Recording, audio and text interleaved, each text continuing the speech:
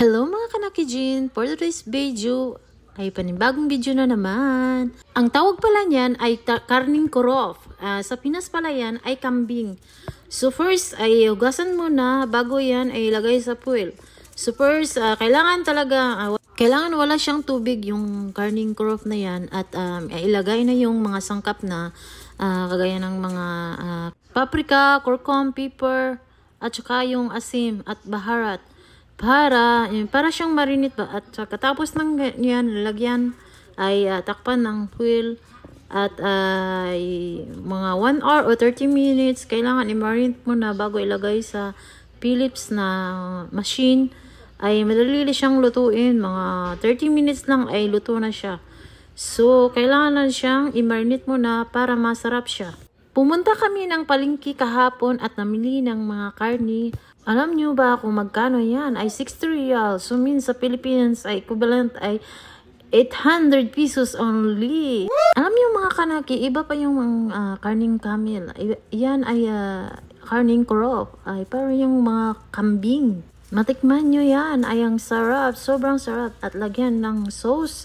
Kagaya ng tuyo at saka suka at saka limon at saka yung chili. Woo! Yan ay number 1 kong paborito nito sa Saudi ay ganyan gawin. Alam nyo ba, ibang putahe ang gagawin yan ay kasama na yung kanin.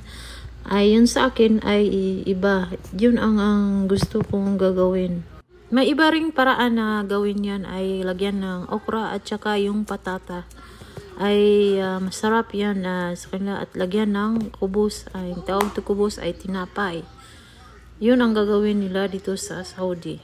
As usual, yan ang paborito nila dito. Yung lagyan ng okra at saka patata. Alam nyo mga kanakijin, ayaw niyang bumili ng sa restaurant yung pagkain. Gusto lang niya ay dito lang sa bahay kami magawa. Ay alam nyo, iba kasi yung restaurant kaysa dito sa bahay gagawin. Dito sa bahay ay malinis gawin at alam mo anong pagluluto at saka ikaw ang magluluto.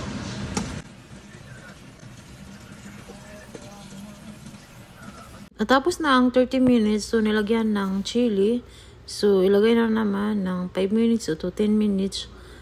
Depende sa ano ang gusto nyo ay gusto pa na 5 minutes pa. Ayan, lutong-luto na siya at may kasamang chili at sobrang anghang na yan. Alam nyo ba, kapag kakain ay kasama yung kas at saka basal at saka yung ginger, ang tawag dyan. Alam nyo ba, ang luto na yan ay satisfied na kami at mabusog na kami yan. Ay isang putahe lang ay masarap na yan at kainin.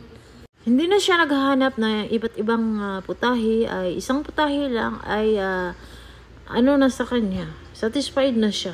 Alam niyo mga kanaki, kapag simpleng tao ay hindi na marami pang mga butsi dyan ay simpleng tao lang. Kapag nilutuan na siya ay okay na sa kanya at may yung kanin may chili na naman. So yung chili ay hindi yun maanghang, sarap yun kainin. So dito sa Saudi yung plato na yung malaki ay ganyan sila, hindi yung iba't ibang mga plato, isa lang siya at saka yan ang nila dito at lagyan na yan sa ibabaw ng ulam. Alam nyo, yan ang style nila dito sa mga Saudi na ito. Alam nyo ba ay marami silang kumakain ay isang plato lang yung malaki ay 3 tao sila o 5, basta isa lang ang plato nila. Basta malaking plato lang. Yan ang sama-sama silang kumain. Hindi kagaya natin sa Pinas ay maraming plato. Isa-isa. Dito isa lang. Alam niyo mga kanaki at iba rin ang patakaran dito ay kapag kapatid sila, may kapatid sila na babae, ay pwede rin silang magsama sa isang plato. Pero kung hindi sila magkapatid, kailangan puro lalaki lang at puro babae lang ang magkain. Kailangan hindi magsama ang babae at saka lalaki kasi ito ang patakaran nila at hindi sila magkita. At kailangan nila magkahiwalay ang kwarto nila, yung kinakainan nila, at hindi pwede sila magkita. At ito ang patakaran nila dito sa Saudi Arabia. Kung mag-asawa naman kayo ay pwede kayo magsalo na magkain. Hindi kayo mag-asawa ay hindi kayo pwedeng magsama sa isang kainan lang. Alam mo yung mga kanaki, yung gatas na yan ay galing pa yan sa Korov. First sila ang nagluluto yan sa gatas na yan. Ay marunong naman sila magluto na yan, kaya sila na ang magluto. Ay mali pala yung sabi ko ay gatas pala ng ganam yun. At ayan ang paborito kong sauce ay toyo at saka suka at saka yung chili. At ayan ay kakain na kami. Ay ready to eat na yan. Yung mga kanaki, itong bansang Saudi ay sobrang masilan talaga dito. Ay hindi lahat ng gagawin ay pwede. Pati na yung mag-video ka sa mga tao ay hindi dapat i-videohan. Ay alam nyo, dito sa mga Saudi ay strict rule talaga. Kaya nga dito lang kami na nagbibideo dito sa mga bahay namin at nagluluto na lang at hindi pwede ka saan magpunta at magbideo. Ay hindi pwede talaga yan dito sa Saudi. Ay sobrang strict nila at ayaw nilang makita yung kanilang mga mukha at saka ayaw nilang makita sa video yung mukha nila. Ay hindi pwede yan sa kanila. May mga ibang Saudi din gusto nila lang mag-video yung mga mukha nila at may ibang mga Saudi naman ay hindi pwedeng videohan. Ay ayaw nilang makita yun sa mukha nila kasi ayaw nila, mahihain sila kasi hindi sila sanay sa mga ganon na ganyan. Kaya hindi pwede videohan ang mga tao dito kasi Muslim dito bawal sa kanila na videohan sila. Yan ang patakaran nila dito. Kaya yung iba ay pupunta ng Pilipinas or sa iba't iba ay magbibideo sila doon at mag-vlog sila. Dito sa kanila hindi talaga magbibideo kasi bawal lahat. Kaya mga kanakijin, itong video ko ay lahat ay kakain, ay ganun, ay magluto, ay pupunta sa labas. Yan ang mga video namin dito sa kapag Saudi ay hindi kami makapag video sa iba't ibang mga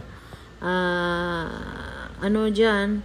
Ding mga mall din dito at bawal din at hindi mo alam kung bawal ba, pwede kang kasuhan dito kapag mag-video ka sa kagaya ng mga tindahan nila at yung mga hindi pwede kasi Muslim dito at bawal sa kanila yan videohan at wala kang permission sa kanila ay hindi talaga pwede ang mag-video dito.